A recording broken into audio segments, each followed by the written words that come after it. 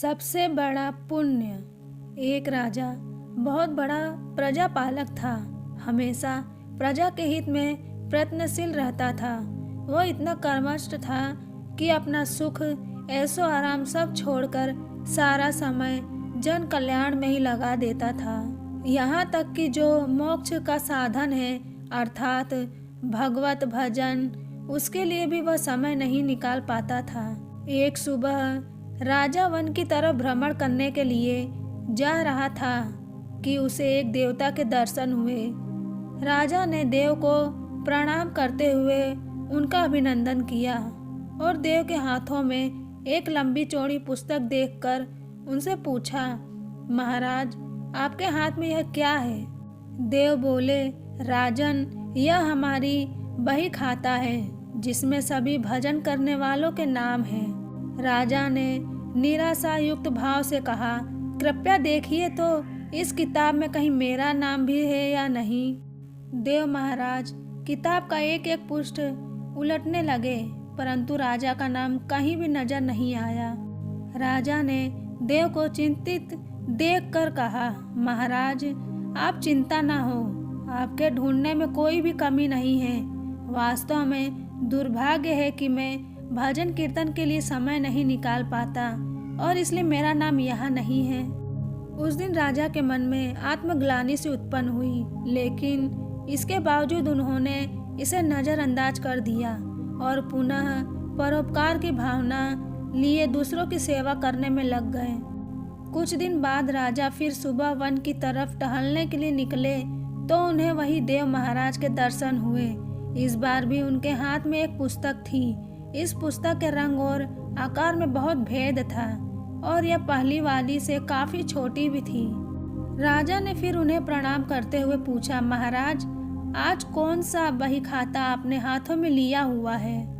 देव ने कहा, राजन आज के बही खाते में उन लोगों का नाम लिखा है जो ईश्वर को सबसे अधिक प्रिय हैं। राजा ने कहा, कितने भाग्यशाली होंगे वे लोग, निश्चित ही वे दिन रात भगवत भजन में लीन रहते होंगे। क्या इस पुस्तक में कोई मेरे राज्य का भी नागरिक है? देव महाराज ने बही खाता खोला और ये क्या, पहले पन्ने पर पहला नाम राजा का ही था।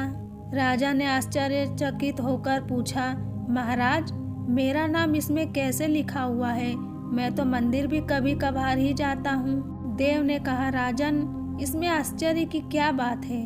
जो लोग निष्काम होकर संसार की सेवा करते हैं, जो लोग संसार के उपकार में अपना जीवन अर्पण करते हैं, जो लोग मुक्ति का लोभ भी त्याग कर प्रभु के निर्बल संतानों की सेवा सहायता में अपना योगदान देते हैं, उन त्यागी महापुरुषों का भजन स्वयं ईश्वर करता है। ए राजन तू मत पछता कि तू पूजा पाठ नहीं करता, लोगों की सेवा कर।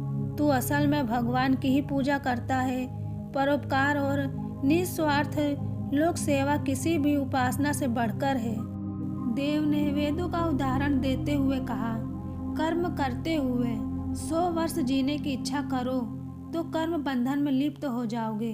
राजन भगवान दीन दयालु है, उन्हें खुशामद नहीं भाती बल्कि आचरण भाता है। सच्ची भक्ति तो यही है कि परोपकार करो, दीन दुखियों का हित साधन करो।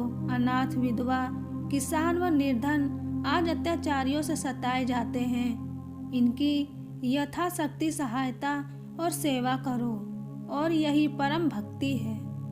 राजा को आज देव के माध्यम से बहुत बड़ा ज्ञान मिल चुका था और अब राजा भी समझ गया कि परोपकार से बड़ा कुछ भी नहीं और जो परोपकार करते हैं वही भगवान के सबसे प्रिय होते हैं।